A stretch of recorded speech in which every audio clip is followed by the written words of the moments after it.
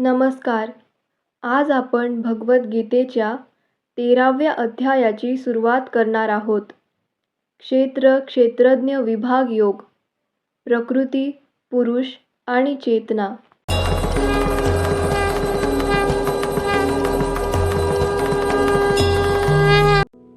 अर्जुन म्हणाला, हे कृष्ण, मला प्रकृती, पुरुष, क्षेत्र, क्षेत्रज्ञ आणि ज्ञान व ज्ञेय याबद्दल जाणून घ्यावयाची इच्छा आहे. श्री भगवान म्हणाले, हे कौंतेया, या शरीराला क्षेत्र म्हटले जाते आणि जो या शरीराला जाणतो त्याला क्षेत्रज्ञ म्हटले जाते. हे भारत, मी सर्व शरीरांमधील सुद्धा क्षेत्रज्ञ असल्याचे तू जाण, आणि हे शरीर आणि त्यांच्या क्षेत्रज्ञाला जाणणे म्हणजेच ज्ञान होय, हे माझे मत आहे. आता कृपया माझ्याकडून क्षेत्र आणि त्याचे स्वरूप, त्याच्यामध्ये कोणते बदल होतात, त्याची निर्मिती केव्हा होते, त्याचा ज्ञाता कोण आहे आणि क्षेत्रज्ञाचा काय प्रभाव आहे याचे संक्षिप्त वर्णन ऐक. क्षेत्राचे आणि क्षेत्रज्ञाचे हे ज्ञान विविध ऋषींनी विविध वैदिक ग्रंथांमध्ये वर्णित केले आहे. विशेष करून हे ज्ञान सर्व कारण परिणामांसहित वेदांत सूत्रांमध्ये सर्व तथ्यांसहित प्रस्तुत करण्यात आले आहे. पंचमहाभूते, मिथ्या अहंकार, बुद्धी, अव्यक्त, 10 इंद्रिये आणि मन, 5 इंद्रिय विषय, इच्छा, द्वेष, सुख, दुःख, समूह, चेतना आणि धैर्य या सर्वांना त्यांच्या विकारांसहित संक्षेपाने क्षेत्र असे म्हटले जाते. नम्रता, निरहंकार, हिंसा, सहनशीलता, सरळपणा, आध्यात्मिक गुरुला शरण जाणे, पावित्र्य, स्थैर्य, आत्मसंयमन, इंद्रिय विषयांचा त्याग, मिथ्या अहंकार रहित, जन्म, मृत्यू, जरा, व्याधी इत्यादींमधील दुःख दोष जाणणे, अनासक्ती, घरदार, पत्नी, मुले बाळे इत्यादींपासून अनासक्ती, इष्टा आणि अनिष्टा या गोष्टींमध्येही समचित्त राहणे, माझी निरंतर आणि अनन्य भक्ती, एकांतवासात राहण्याची उत्कट इच्छा करणे, सामान्य लोकांपासून अलग होणे, आत्मसाक्षात्काराच्या महत्त्वाचा स्वीकार करणे आणि परमसत्याचा तत्त्वज्ञानात्मक शोध, हे सर्व ज्ञान आहे असे मी घोषित करतो. या व्यतिरिक्त जे काही आहे ते सारे अज्ञानच आहे. ज्ञेय म्हणजे काय याचे मी तुला आता वर्णन करून सांगतो, जे जाणल्याने तू अमृताचे आस्वादन करू शकशील. अनादी आणि माझ्या अधीन असणारे ब्रह्म हे भौतिक जगताच्या कार्यकारणांच्या पलीकडे आहेत. सर्वत्र त्यांचे हात, पाय, नेत्र, मस्तके, मुखे आणि कान आहेत. या प्रकारे परमात्मा सर्व व्यापून आहे. परमात्मा हा सर्व इंद्रियांचे मूळ उगम स्थान आहे, पण तरीही तो इंद्रियरहित आहे.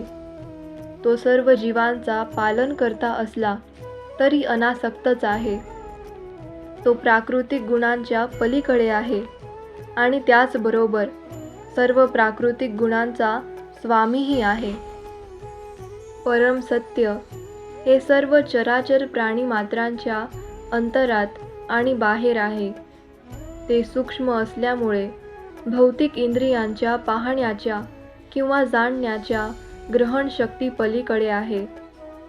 ते जरी अत्यंत दूर असले तरी ते सर्वांच्या जवळही आहे. परमात्मा हा सर्व जीवांमध्ये विभक्त झाल्याप्रमाणे वाटला तरी तो कधीच विभक्त झालेला नसतो. तो एकमेव आहे. तो जरी सर्व जीवांचा पालन करता असला तरी तोच सर्वांचा संहार करताही असल्याचे जाणले पाहिजे. सर्व प्रकाशमान वस्तूंमधील प्रकाशाचे उगम तो आहे. तो भौतिक अंधकाराच्या अतीत आहे आणि अव्यक्त आहे. तो ज्ञान आहे, तोच ज्ञेय आहे आणि ज्ञानाचे ध्येय आहे. तो सर्वांच्या हृदयात स्थित आहे. याप्रमाणे क्षेत्र, ज्ञान आणि ज्ञेय यांचे संक्षिप्त वर्णन मी तुला सांगितले. केवळ माझा भक्तच हे पूर्णपणे जाणून माझ्या स्वभावाला प्राप्त होऊ शकतो. भौतिक प्रकृती आणि जीव हे दोन्ही अनादि असल्याचे जाण. त्यांचे विकार आणि त्रिगुण हे भौतिक प्रकृतीपासून उत्पन्न होतात. प्रकृती ही सर्व भौतिक कार्यकारणांना कारणीभूत असल्याचे म्हटले जाते, तर जीव या संसारातील विविध सुखदुःखांच्या उपभोगास कारणीभूत असल्याचे म्हटले जाते. याप्रमाणे जीवात्मा प्रकृतीच्या त्रिगुणांचा भोग करीत भौतिक प्रकृतीमध्ये जीवन व्यतीत करतो. भौतिक प्रकृतीशी संग केल्यामुळे असे घडते. याप्रमाणे त्याला विविध योनींमध्ये बरे वाईट प्राप्त होते. तरीही या शरीरामध्ये दुसरा एक दिव्य भोक्ता आहे. तो महेश्वर, देखरेख करणारा व अनुमती देणारा आहे आणि तो परमात्मा म्हणून जाणला जातो. जो भौतिक प्रकृती, जीव आणि त्रिगुणांचे विकार या संबंधीचे तत्व जाणतो, त्याला निश्चितच मोक्षप्राप्ती होते. त्याची वर्तमान स्थिती कशीही असली तरी त्याचा या ठिकाणी पुनर्जन्म होत नाही.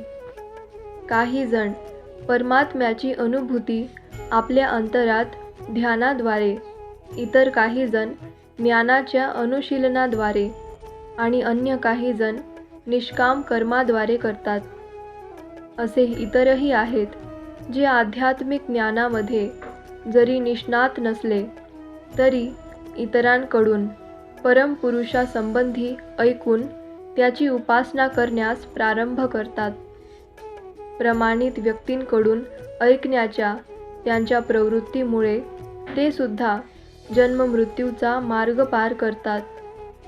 हे भरतर्षभ, चर आणि अचर असे तू जे काही अस्तित्वात पाहत आहेस ते क्षेत्र आणि क्षेत्रज्ञ यांच्या केवळ संयोगापासून निर्माण होते, हे जाण. जो मनुष्य सर्व देहांमध्ये जीवात्म्याला साथ देणाऱ्या परमात्म्याला पाहतो आणि जो जाणतो की नश्वर देहामधील आत्म्याचा आणि परमात्म्याचा कधीही विनाश होत नाही, तो यथार्थ रूपाने पाहतो. जो मनुष्य सर्व जीवांमध्ये परमात्म्याला समान रूपाने उपस्थित असल्याचे पाहतो, तो मनामुळे स्वतःची अधोगती होऊ देत नाही. याप्रमाणे तो परमगतीला प्राप्त होतो. जो मनुष्य पाहू शकतो की भौतिक प्रकृतीद्वारे निर्मित शरीरच सर्व कर्मे करते आणि आत्मा हा अकर्ता आहे, तोच यथार्थ रूपाने पाहतो. जेव्हा विवेकी मनुष्य निरनिराळ्या भौतिक शरीरांमुळे होणारे पृथक स्वरूप पाहण्याचे थांबवितो आणि जीवांचा सर्वत्र कसा विस्तार झाला आहे हे पाहतो, तेव्हा त्याला ब्रह्माची प्राप्ती होते. जे अनादित्वाच्या दृष्टींनी युक्त आहेत ते पाहू शकतात की अव्ययी आत्मा हा दिव्य, शाश्वत आणि त्रिगुणातीत आहे. हे अर्जुना, भौतिक शरीराच्या संपर्कात असून आत्मा काही करीतही नाही किंवा कोणत्या गोष्टीमुळे लिप्तही होत नाही. आकाश सर्वव्यापी असूनही ते आपल्या सूक्ष्मतेमुळे कोणत्याही वस्तूने लिप्त होत नाही. त्याचप्रमाणे ब्रह्मदृष्टीमध्ये स्थित झालेला आत्मा शरीराशी लिप्त होत नाही. हे भारता, ज्याप्रमाणे एकमेव सूर्य संपूर्ण विश्वाला प्रकाशित करतो, त्याचप्रमाणे शरीरात असणारा एकमेव जीव चेतनेद्वारे संपूर्ण शरीराला प्रकाशित करतो. जे ज्ञान चक्षुने क्षेत्र आणि क्षेत्रज्ञ यातील भेद पाहतात आणि भौतिक प्रकृतीपासून मुक्त होण्याचा मार्गही जाणू शकतात, त्यांना परम लक्ष्याची प्राप्ती होते. या प्रकारे भगवद्गीतेच्या क्षेत्रज्ञ विभाग योग या 13व्या अध्यायावरील भक्तिवेदांत भाष्य संपन्न. धन्यवाद. भेटूया पुढच्या भागात 14व्या अध्यायासोबत.